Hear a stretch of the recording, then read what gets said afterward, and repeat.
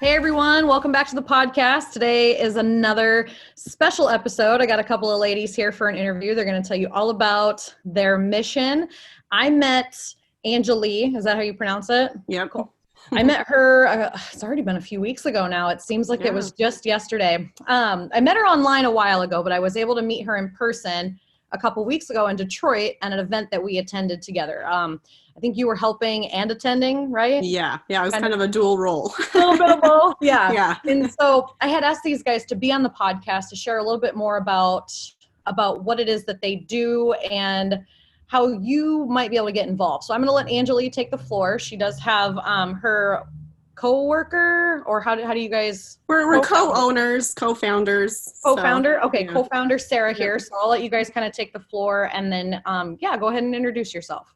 Awesome. Yeah. Thanks, Sasha. We're super excited for you to have us here. Thanks for having us. So I'm Anjilee, one of the co-founders of Mountain Point Academy, and we are just really passionate about education for students and, giving them alternative ways to achieve that education. We work a lot with homeschooled students or students who need credit recovery if they've failed a class or if they're falling behind, or even for those gifted kids that are like, hey, this is boring. I kind of want to learn more and want to accelerate their education. So we kind of work with a wide range of students and also with kids who are in residential treatment centers for, addiction or behavioral issues or other things that they're getting extra one-on-one attention for, so that they can kind of stay caught up and hopefully have a better future. And then Sara, I didn't know if you wanted to add to that. Yeah. I'd like to kind of give the background on how we, kind of who we are and why we got to the point where we wanted to start our own online school and whatnot. So I guess I'll start, if you don't mind, Ange. I'll go ahead and introduce myself. Yeah, my name's Sara Lloyd. I'm actually from Milwaukee, Wisconsin. And we just talked about earlier, but I have two twin girls at home, 18-month-old. They're just absolutely beautiful and they keep me so busy. I also have two adult stepdaughters too, which is nice because they help with the girls. So, but you worked that one out nicely. Yeah, exactly. I know. He's a planner. So yeah, it was, mental note. Okay. Those will be some good babysitters later. But my background is, I had actually originally went to college for secondary education. I went for 2 years and ended up deciding that I wanted to pursue a different career path. So at that point, I ended up switching my major to kinesiology. I had been previously a personal trainer and worked in gyms for several years, managing and training. And so I was like, okay, I like education, but I'm not sure if this is what I want to do. I don't know if I want to be a teacher, ended up switching my major. And actually the next year or two, myself and my, at the time, husband decided to purchase a fitness center. And our goal was to turn it around, get it out of the red. It ended up being a really great learning experience. It lasted for about 2 years. And at that point, we just couldn't keep it going and, just decided to cut our losses. But I was like, okay, I could be a business owner. Again, I enjoyed it. I learned a lot from that experience. And I definitely, in the back of my mind, knew that I wanted to try that again. So fast forward a couple of years later, I actually found myself out in Orem, Utah, working for an online high school. So obviously, had that passion for education with my original education major and whatnot, but I really honestly never thought of online education as a career path. I guess I just sort of accidentally fell into the position at the time. I wasn't really looking for it. And it was just weird because it's like, okay, one door closes and it just always seems like something else opens up. So it just seemed like I was at the perfect place, the perfect time. And this is actually the online school that I met Anjilee at. Yep.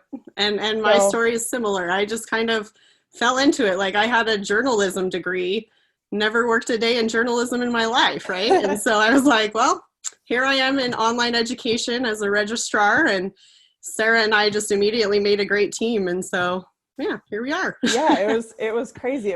I worked there for about a year, maybe even less, 6 months. And then Anjilee came on board, and yeah, right away it was like we clicked just as coworkers, and outside of the workplace became the best of friends as well. So we saw each other every day during work and hung out after work. It was the start of a really good relationship. It was, yeah. So then how did you guys decide to work together? Because you're both working for an online high school at this time, right? And you're in it, and now you're like, oh, let's create our own thing. So how did that work? Yeah, so this was about 10 years ago, roughly.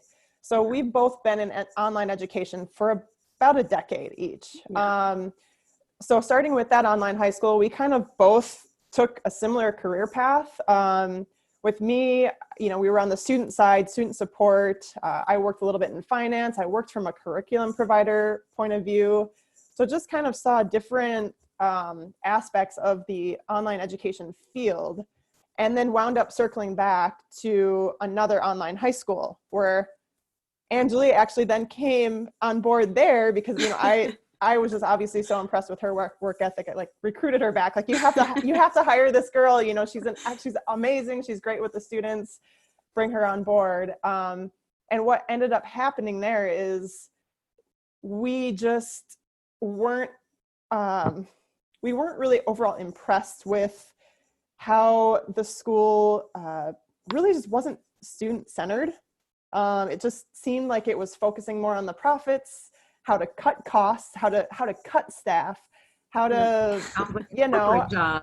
Yeah, it became corporatized and felt a little more about the numbers and less about the students. And we were like, that's not okay. Yeah. I was going to say that probably feels very disconnected, especially when you come from a place of I want to serve, I want to help, I want to give back. And when they start cutting out these things that you feel like are necessary to further your education and teach the next generation.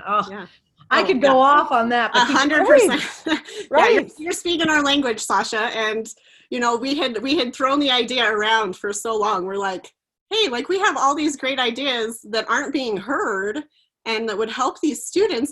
Why don't we just do our own? We could do this. We could run a school.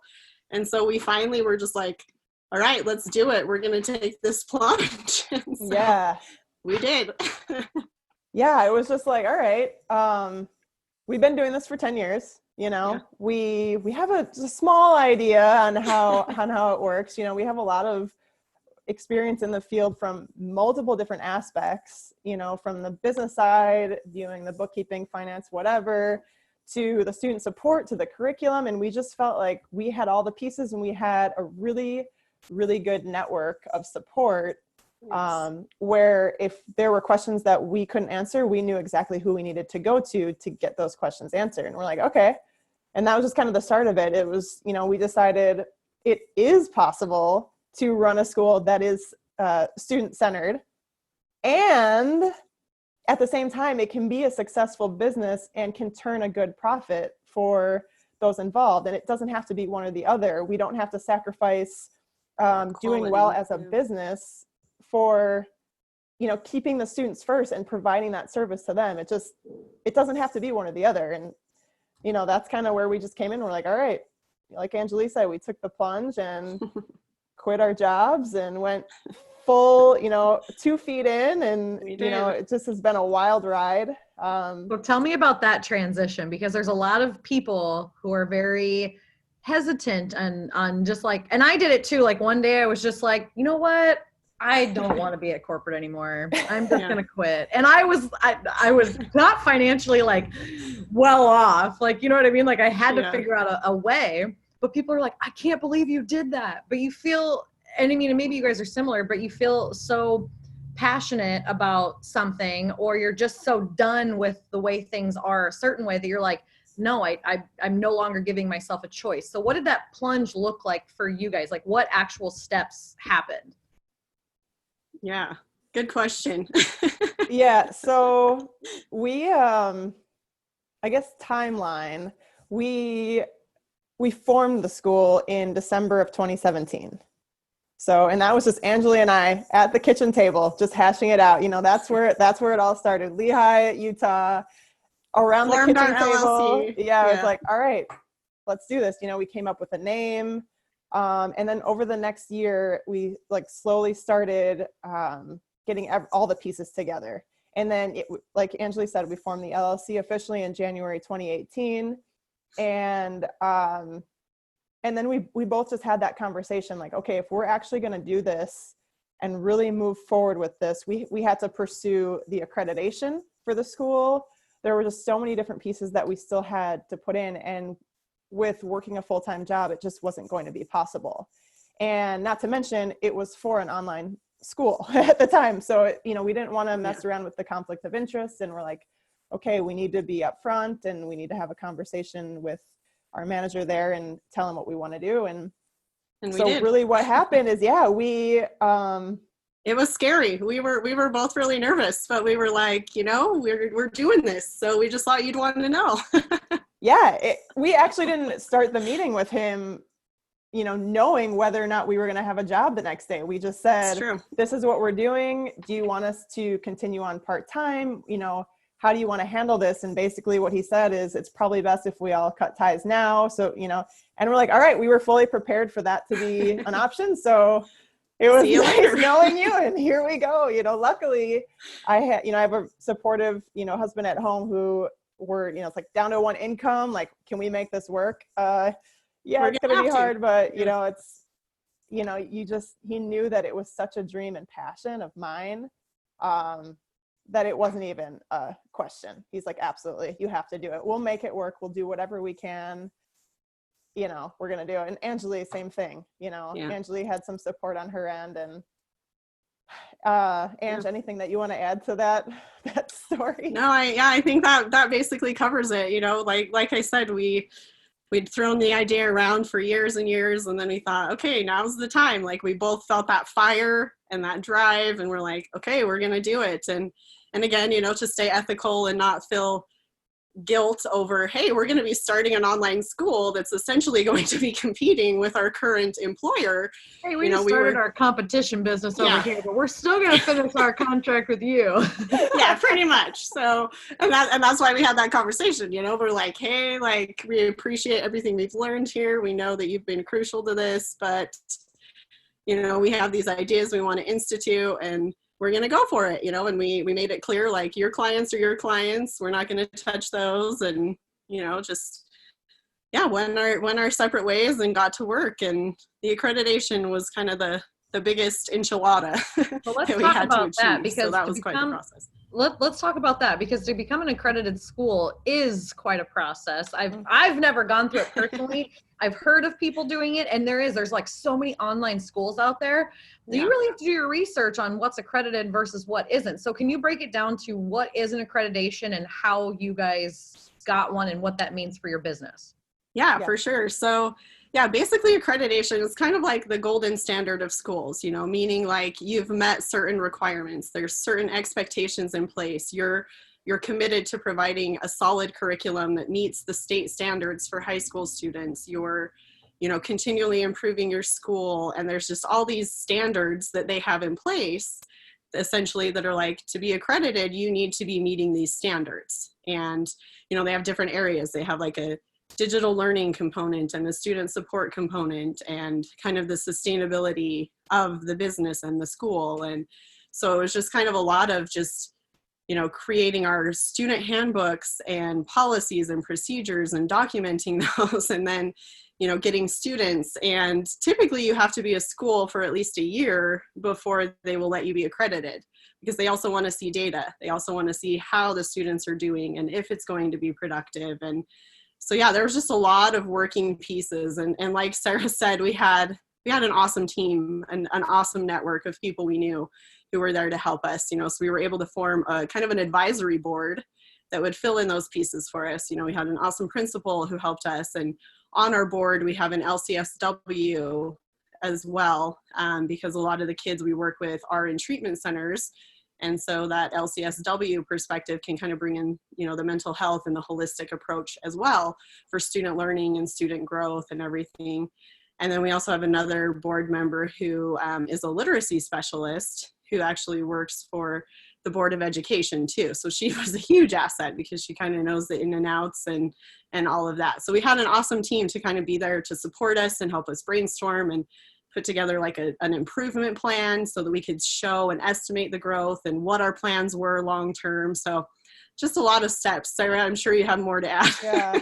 So yeah, the people that helped us along the way, that I just don't feel like we could have done, like we were talking about before, making that plunge where we're like, okay, let's go 2 feet in.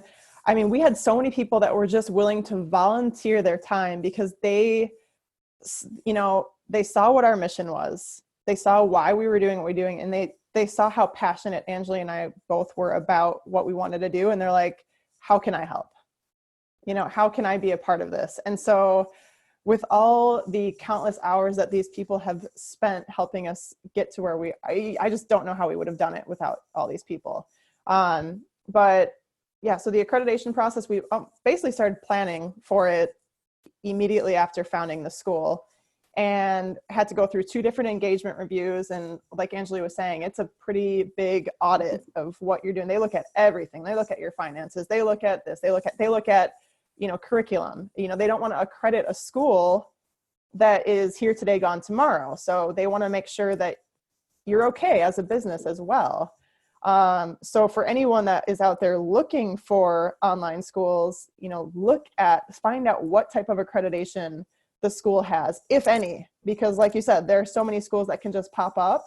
Literally all we did to start the school was file an LLC. I mean, anybody can create a school. Exactly. Anybody can file an LLC. Like you do not, all you have to have is an idea and a little bit of money and go file some paperwork and you can have it within days. And no questions asked. And that's the thing is, we did that and we're like, okay, we ended up having our first 2 students start with us in March. That was my next question. So did you wait to get students before accreditation, or how did that process work? So it's a little bit of a chicken and egg thing with that. So you have to have students on board to become accredited, but people are very hesitant to enroll in your school if you're not accredited.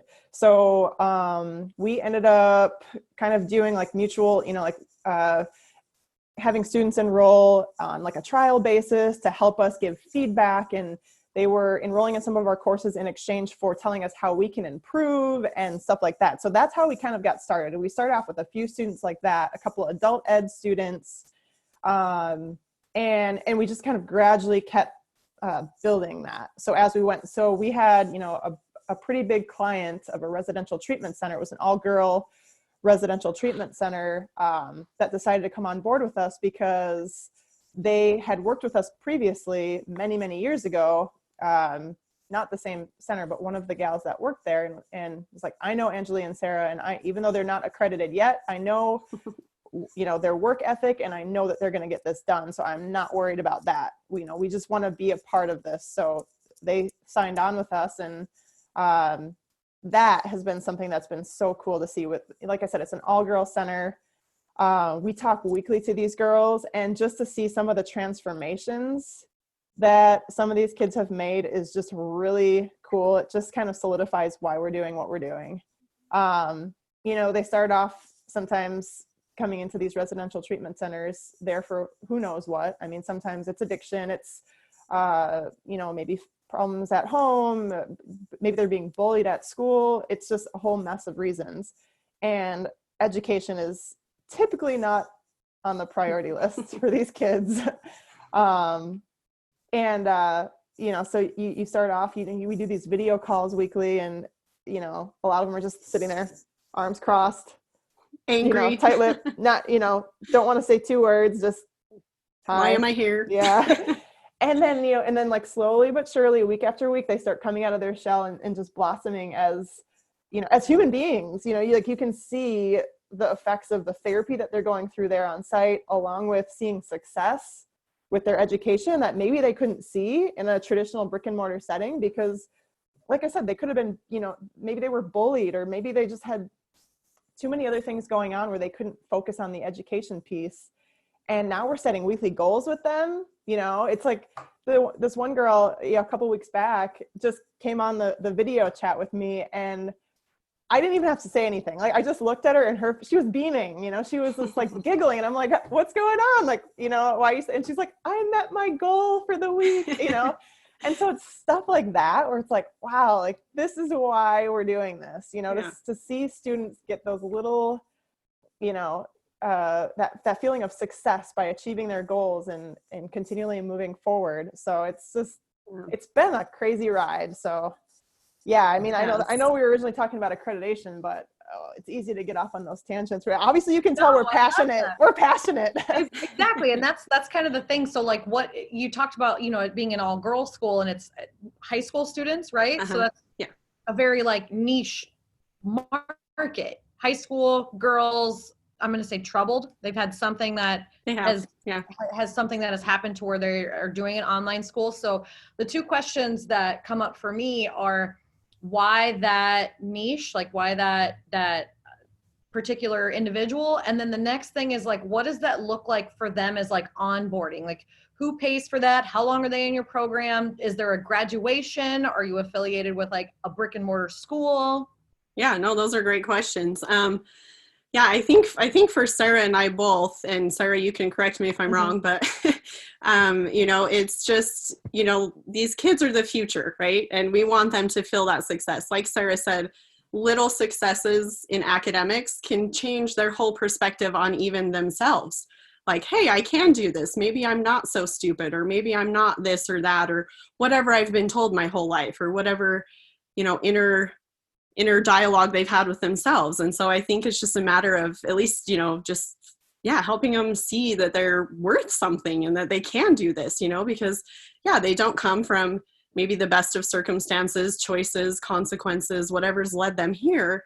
It's like, it's never too late to change. Like, you can do this, you can graduate high school, get on a path to lead a better life. And I think for me, I mean, my dad, you know, he's been in the social work field. So maybe I was just, from a young age, you know, that was just always like, I saw the effects of, you know, counseling and how it can help, and just being able to help people achieve their greatest version of themselves. And so that's kind of where my passion and drive comes from, is like, you know, nobody's a lost cause, right? Like, you can do this, even though you came from this horrible situation and you feel like you're at, you know, your wit's end, you can't do this. Like, we're here to show you that you can, and we're going to offer you that support to show you that you're good.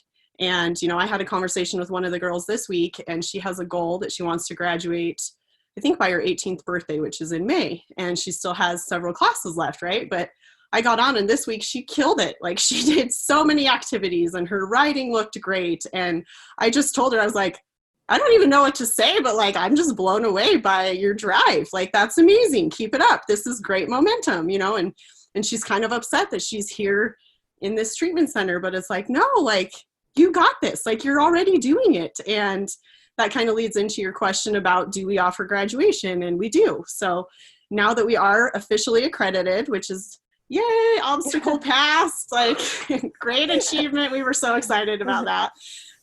Now we can offer official diplomas. And so once she finishes and meets all of the state graduation requirements, we'll send her an email, or not an email, excuse me, a diploma in the mail, and she'll have it. Email that says, good job. Right, yeah, that's all you get. Sorry, no diploma. No. Yeah, so we'll actually have, you know, like a fancy, like you would at a brick and mortar school. Like, you get your diploma cover, you have your diploma, the official school seal, like you get your official transcript with it, and you know, we'll try to make it special for her, because it's a huge accomplishment, and it's one step in the right direction to better her future, you know? So for us, I think that's kind of where the passion comes in, is seeing that transformation of like, hey, I'm not the person that I've either told myself, or my choices and the consequences don't define who I am, you know? And so that's kind of where our drive and our passion comes from. You guys need to clone yourselves and then put you in every single school in America or North America. Like, okay, so just a little backstory on me. Like, as you're telling this story, because it's really funny, because I was that troubled, like, high school kid. Like, I was in and out of foster care. I was in and out of juvie. I did a lot of really stupid shit.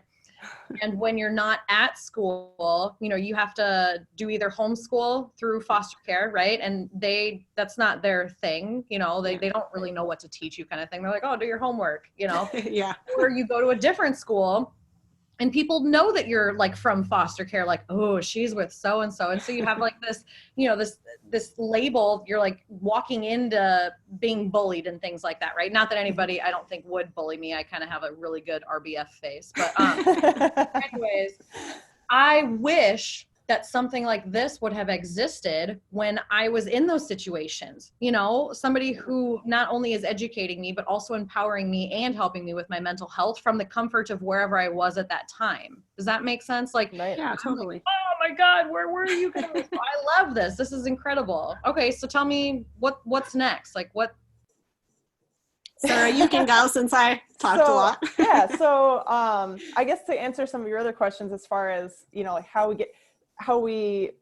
where do these students come from, or like how do we get these students? Like the clients that we had previously been speaking about are actually at residential treatment centers. So we happen to be contracted with these residential treatment centers. Okay, that was and so the students are enrolling there. Typically their parents enroll them at, you know, a treatment center, boarding school, that, you know, it's really the focus is the therapy there. And obviously, like in your situation where, yeah, it's great you're there for therapy, but you're eventually going to have to either transition back to your brick and mortar school or graduate or do something academically. You can't just fall behind. You have to upkeep that. And so a lot of these centers have, you know, they might have 10, 15, 30 beds, you know, in some of these homes. And so you have students that are all across the board with education. And so these treatment centers have an option. They can either try to do school, like an on-site school there within their program and hire their own teachers and, you know, do all of that. But if you have 15 kids who are maybe all at different levels, how are you going to manage that? You know, it's going to be very costly for the residential treatment center to do that, not to mention going through the accreditation process themselves, which is it's a big deal, like we talked about. Or you can bring in a program like ours that is basically you know, an entire packaged solution where we provide the teachers, we provide all the feedback. You know, you can have as little or as much involvement as you want with, you know, where the students are at. We'll send you weekly progress reports. We basically take care of the academics for you. All we need from you on their end is to be that support system that's there on site for the students and continually encouraging them and, you know, making sure they're logging in and stuff like that. So to answer that question, we contract with residential treatment centers. We also, it doesn't have to stop there, you know, where that's a big part of who we work with. We've worked with kids who are in private schools, individual students. You know, we've worked with a private school for their students that want to do credit recovery. So maybe they failed a course or two and they need to take it in time for graduation. They can enroll in just one class. They don't have to be a full-time student. You know, it can be supplementary. So it's just very, it's scalable according to what the needs of the student are. Students that are homeschooled, I mean, that's a huge market. There's a huge need for that. I talked to a gal just the other week who, you know, let me know that her family moved to Hong Kong. And she's like, you know, like there's so many different options, but they're expensive. And I'm not sure what to do for my family. I found out about what you guys do and I'm super interested, you know? And so, yeah, you can be across, you know, the other side of the globe. It doesn't matter. You can work at your own pace. You know, it's really can be tailored to what the needs are of the student. So in that situation, we would be working directly with that family, not with a treatment center. So while a big part of our clients, you know, a big portion are dealing with a lot of those issues, you know, and going through therapy and whatnot, we can provide education to any student that needs it. We are a private school, so we don't receive government funding. You know, we want to keep it, we kind of want to keep it that way, which means, of course, there is a tuition cost for it, but we've made sure that it is the most affordable that we can possibly make it with still providing the level of service that we want to provide, which I think really sets us apart from other schools. Like we talked about in the very beginning, when we first were introducing ourselves, on how we never want to lose that. You know, the student comes first, and we have to make sure that we are doing all we can to continue making sure that happens. So, yeah, so I mean, as far as next steps go, really it comes down to finding out with a student who has interest in our program what their needs are and how we can best serve them. Does that mean, you know, giving them the entire prepackaged, you know, here's our teachers, here's a full academic plan. If you're on a graduation track, are you looking to go to college after? Do you want to go directly to the workforce? Are you interested in the military? We sit down with the student, we figure all that out, and we come up with the best plan for them. Are you a homeschool student that just wants, you know, maybe your parent just wants you to take some supplementary courses? We can be that for you as well. We can really tailor it to the needs of the student. So in terms of teachers, or maybe your guys' roles, are you more of directors, or do you do most of the teaching, or like how do you hire out these teachers or contract out these teachers to fill these needs of the students? Yeah, that's a good question. Sorry, Sarah, did you want to go? No, go ahead. I feel like I was cutting her off or something. Yeah, so we have curriculum that we essentially purchase, and this curriculum has been written by certified teachers in every state in the US. And so they oversee at least the curriculum portion. So we know that that's written by certified teachers. It's following the state standards. We do our own audit of that to ensure that they are on track with that. And then we hire our own teachers who then are doing the weekly grading. So they're looking at the students' work, they're giving the feedback, they're offering the tutoring sessions. Like if they notice, hey, it seems like you were struggling a bit in your math this week, let's set up a tutoring session. So they're kind of more the hands-on in the trenches as far as like the teaching and the overseeing goes. Sara and I occasionally will do some of that grading as well, providing feedback, because like Sara mentioned, we give weekly progress reports to each of the students so that they can see, hey, this is how much progress you made this week. This is what your grade currently is. Here's the feedback on the work you did. So that way they never have a question of kind of where they're at academically. It's kind of like they get that weekly check-in accountability session, right? So they can see, oh, it looks like I need to step it up, or I fell short of my goal. What can I do this next week to reach that goal? You know, so we have some great teachers on staff who are there to do those, you know, face-to-face calls, do the weekly reports. But Sara and I do a little bit of that as well, but our goal is to have it be taken over full-time by all the teachers for sure. Yeah, and so to go along with that, as far as this is something that makes us different than some online schools. So there are different types of schools. They consider synchronous learning or asynchronous learning.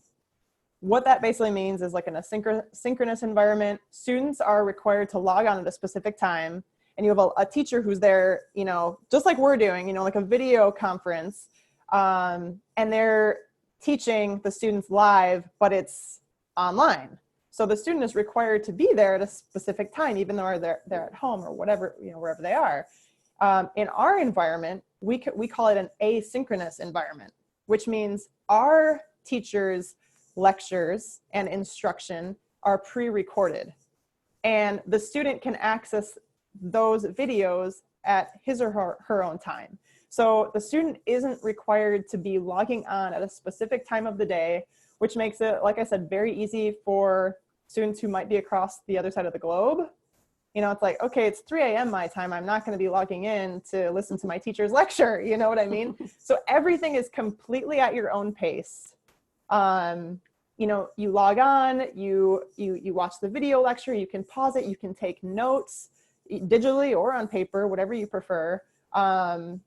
You know, there's different levels of scaffolding that are built into the curriculum, so we can make sure that students aren't falling through the cracks. You know, if they have questions or whatever, it gets caught early on. And so, yeah, so they log in, they work at their own pace, they go through, everything is self-contained. So no need to buy textbooks. You know, you're not spending lots and lots of money on textbooks. Everything's self-contained. So any text that you have to read, it's it's inside the program. You know, it's all packaged in there with, you know, as soon as you log in, you have everything you need. They even provide a calculator, a digital calculator for you when you need it. So you don't even need that, you know. All you need is a computer and internet access. So it makes our program very accessible.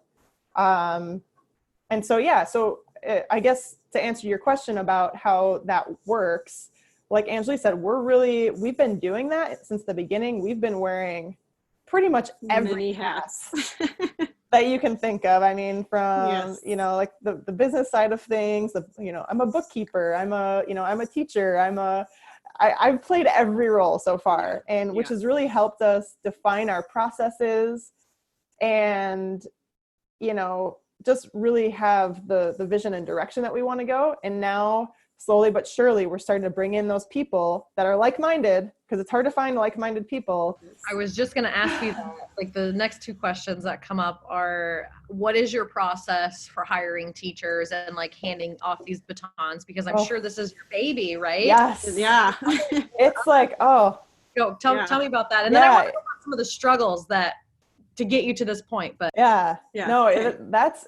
a really hard thing, is finding good quality people. There's just a lack of those. Like, a lot of people have the degree, you know, it's easy to find somebody who's qualified on paper. I was just gonna say, you can just go spend a bunch of money and get a fancy piece of paper. It doesn't mean you're actually qualified, right? Exactly. Right. Give a shit. Like, yes. Yeah.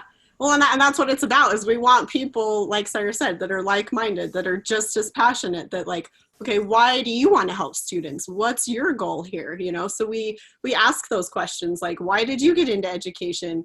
What's your kind of views on how to handle student behavior, or, you know, diving in and finding that like-mindedness. But sorry, you had another thought. No, that's exactly where I was just going to go with it. It's just, you know, it really comes down to the person. You know, like, the qualifications are easy.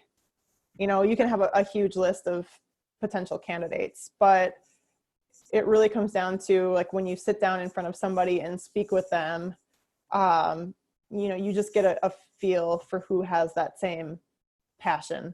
And so those are the people we're looking for. We have the certified teachers who have already created the curriculum and put together the course.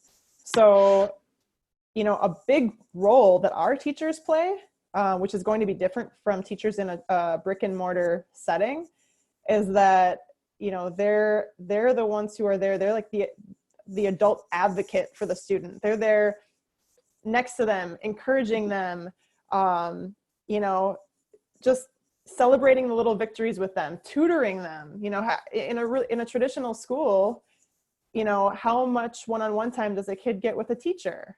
You know, not much. I mean, yeah, exactly. It's just not much. So it really makes our school different, where the teacher is not spending an hour just giving a lecture to a room full of students.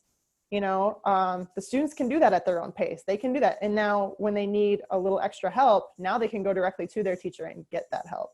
So yeah, it's just really the main thing is finding those qualified people that have the same passion and direction that we do. And so that's been our goal all along, is just to try to bring those people on board.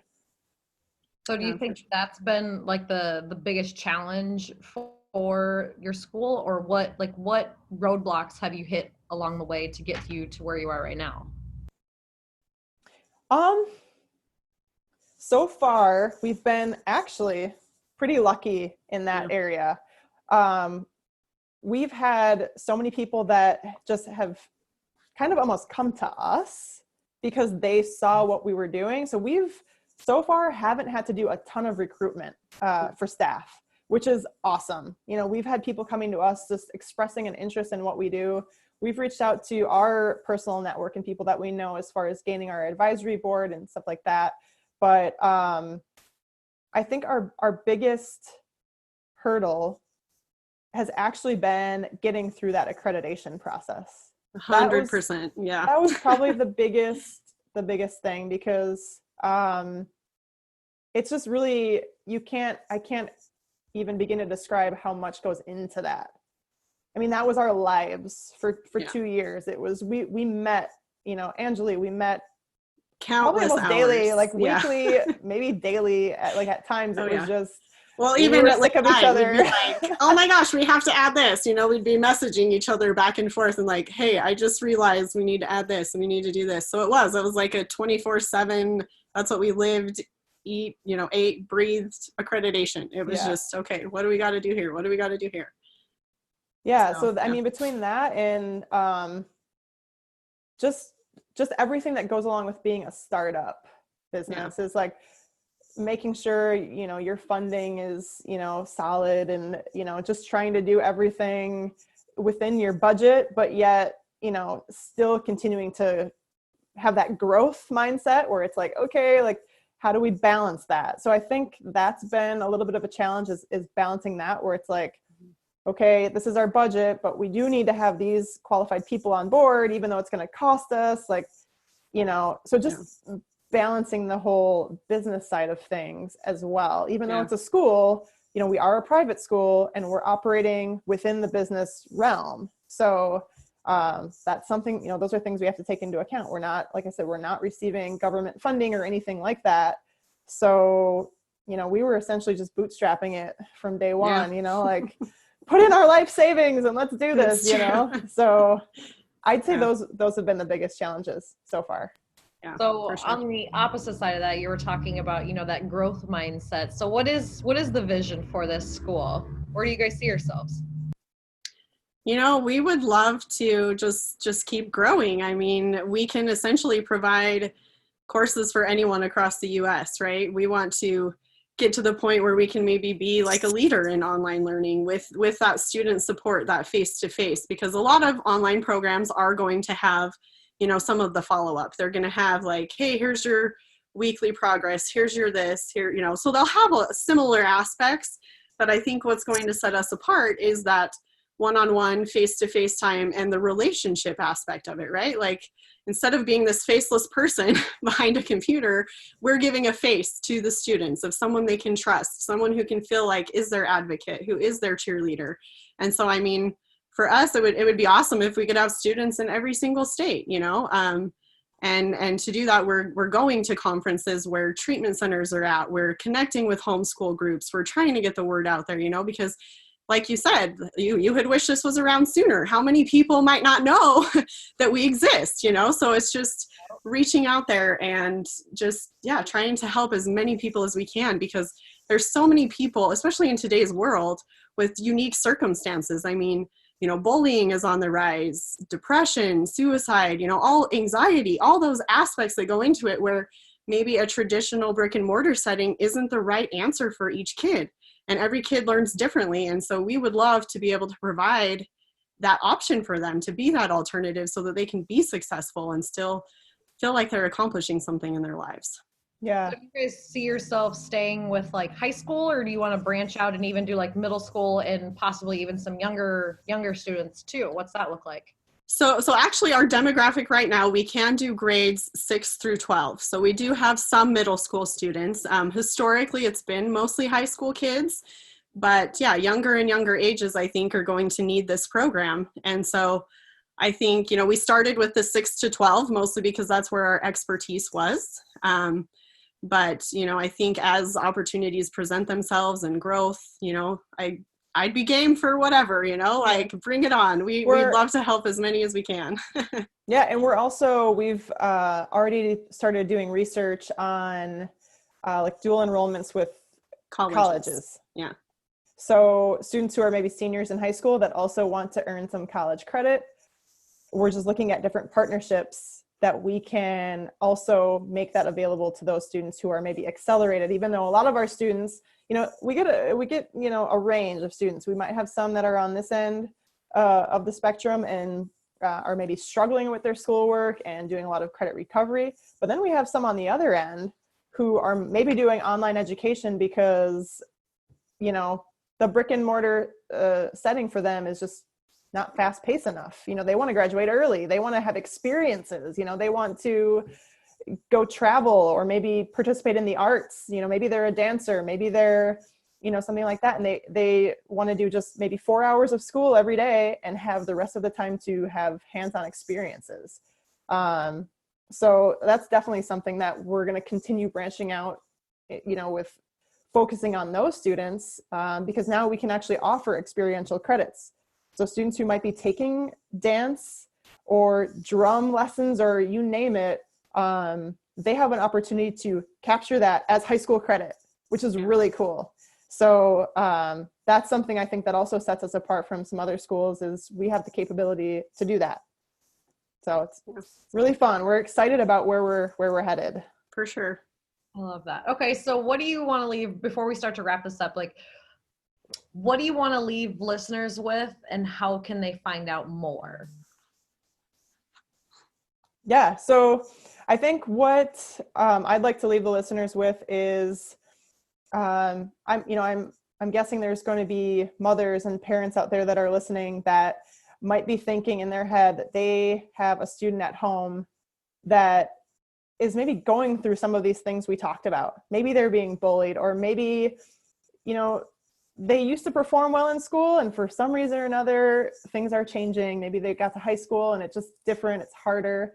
I just want them to know that there is an alternative that works, something that's not going to allow your student to fall through the cracks. And we can, we have a program that can cater to that student. We can help them continue to grow, and we can bring out a passion for education in them once again. It's just, the brick and mortar setting, it's not a one size fits all, and I guess to leave those listeners with is like, hey, this is an option. Contact us, reach out to us.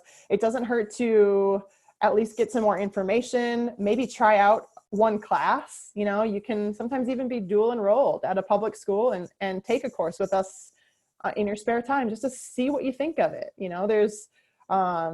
There's really no harm in checking us out. And I honestly think that we could be a really good fit for a lot of students out there.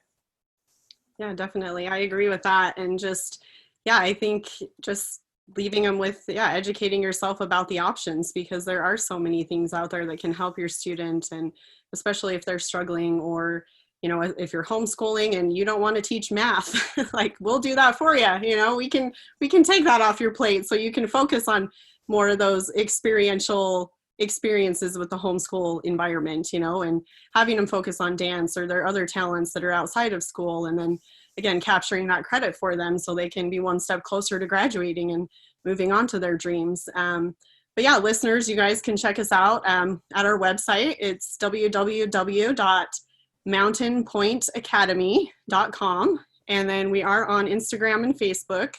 Our Instagram is at the MPA Way. And then on Facebook, if you just look us up, Mountain Point Academy, it should pop up. And yeah, we're always trying to get the word out.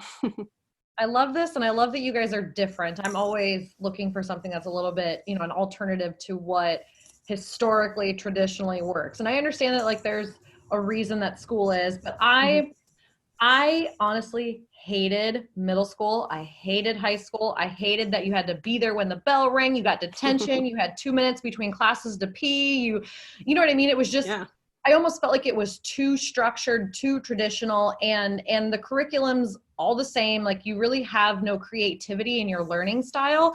And I'm a very hands-on learner. And a lot of the learning that I received when I was younger was very visual, or like, okay, read this, take a test. If you don't pass the test, you're stupid. There's no follow-up. To me, learning would say, okay, well, why did you fail? Let's go back and see what happened here and how we can kind of correct that. Maybe what we do is we watch a video this time, or maybe you listen to an audio, or maybe we do a little bit more exercises. And so I think that it's really cool what you guys are doing, because you are so different and unique, but you do cater to that individual student and what fits their needs, instead of just like putting them in this box and labeling them student, pass, fail. Right. Yeah, totally.